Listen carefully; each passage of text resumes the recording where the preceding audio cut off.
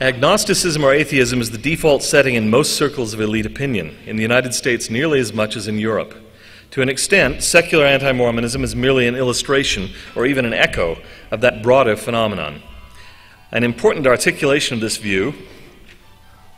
Wait while I shut off my cell phone. All you out there, shut off your cell phones.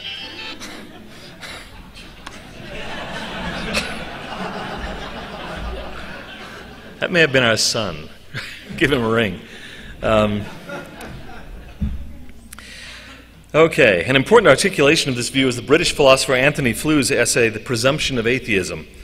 Though I note with considerable satisfaction that Professor Fleur, probably the most vocally atheistic English-speaking philosopher since the death of Bertrand Russell in early 1970, recently announced that, compelled by what he sees as evidence for intelligent fine-tuning in the universe, he's abandoned his atheism and come to embrace a form of deism. Some non-theists are rather passive about their unbelief. One wit recently coined the term apatheism to describe the indifference to religion and religious issues that he regards as a distinguishing mark of modern intelligence. But some are extremely aggressive, even if they rarely descend to the crudity of the message board that is my preferred research location for field studies in intellectual pathology. It is not uncommon, for example, to hear and read references to faith as religious insanity. Religiosity, said the late psychologist Albert Ellis, is in many respects equivalent to irrational thinking and emotional disturbance. The elegant therapeutic solution to emotional problems is to be quite irreligious. The less religious they are, the more emotionally healthy they will be. In this, Ellis was only following the founder of psychoanalysis, Sigmund Freud. Religion, Freud wrote, is the universal obsessional neurosis of humanity. Religion imposes equally on everyone its own path to the acquisition of happiness and protection from suffering. The technique consists of depressing the value of life and distorting the picture of the real world in a delusional manner. At this price, forcibly fixing them in a state of psychical infantilism, and by drawing them into a mass delusion. Religion succeeds in sparing many people an individual neurosis, but hardly anything more. Now, this is more sophisticated than the description of morgbots given in my message board laboratory, but its general content is remarkably similar. Yet, it is demonstrably wrong.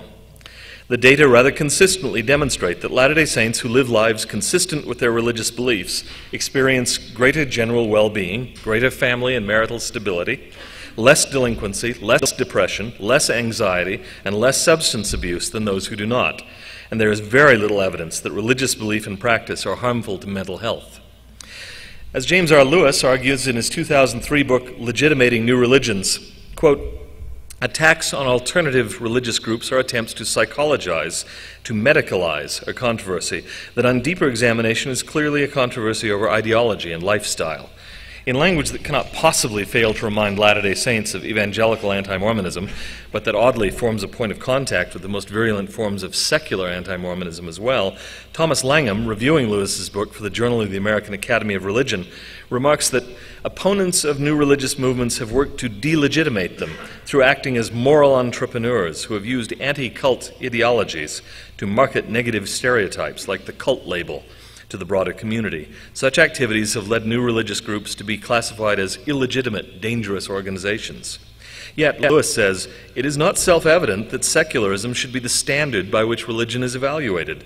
A humanistic methodology should attempt to describe religionists as acting out of reasonable motives, rather than from errors of judgment or psychopathology.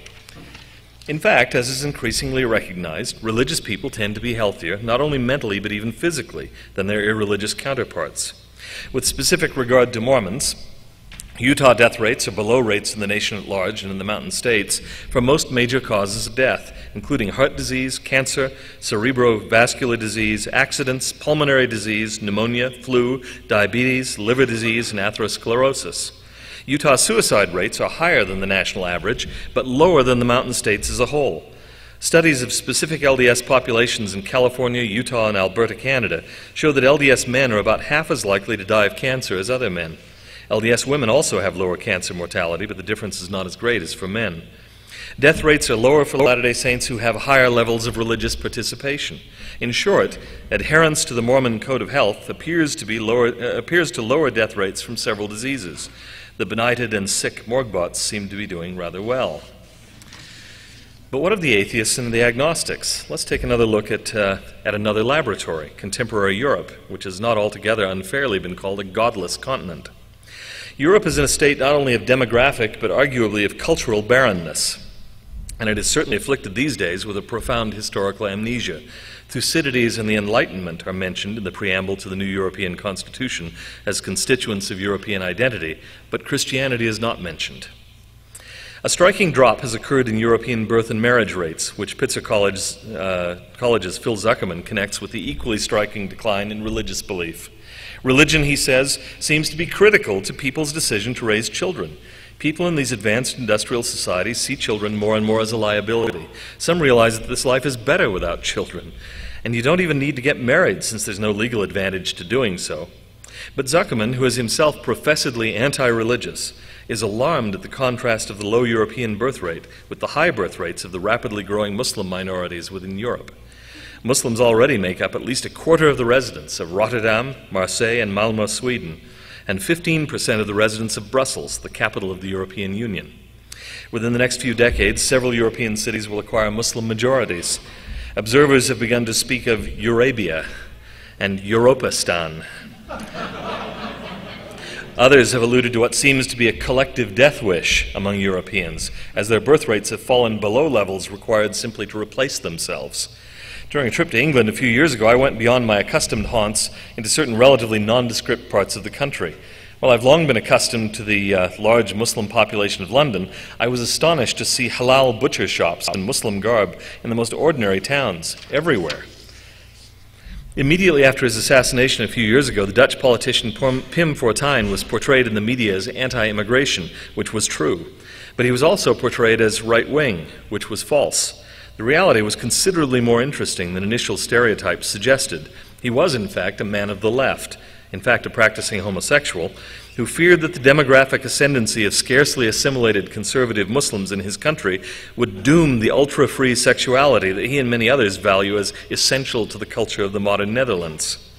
And surely the recent murder of the filmmaker Theo van Gogh on a midday street in Amsterdam by a Dutch Muslim, and the very recent London bombings carried out by British Muslims seem to bear out his worries. The best lack all conviction, wrote the Irish poet William Butler Yeats, while the worst are full of passionate intensity. But of course, however much she may wish she could, and however clearly she may see the benefits of belief, an unbeliever probably can't, in most cases, simply will herself to believe. It doesn't work that way. One vocal ex-Mormon critic explained at the most recent Sunstone Symposium that it was a specific case of God's apparent failure to intervene to prevent evil that rather suddenly killed his faith. I take him at his word. I find his reaction plausible, even understandable, and see his subsequent arguments against Mormonism as derivative from that initial conclusion, which serves as their presupposition. But here an observation needs to be made. If, as in this case, the unbeliever's loss of faith stems from what she might well regard and characterize as a particular, almost revelatory realization, then whatever arguments she puts forward afterward will be to some degree or another ad hoc, designed no less than those of apologists for belief to support a paradigm that was actually chosen on different grounds. Dan Vogel's take on the witnesses, for example, strikes me as embarrassingly strained and almost desperate. From his presupposed atheistic point of view, however, having conceded that the witnesses were both sane and sincere, but still unwilling to grant the accuracy of their statements, it's necessary, almost unavoidable, that he explain them away as 19th century visionaries, to some extent culturally incapable of distinguishing fantasy from reality. It's a matter of what are sometimes termed prior probabilities. As Sherlock Holmes said to Dr. Watson, first you eliminate the impossible, and then whatever is left, however improbable, must be the truth. For Dan Vogel, theism is impossible. Therefore, he's left with improbability.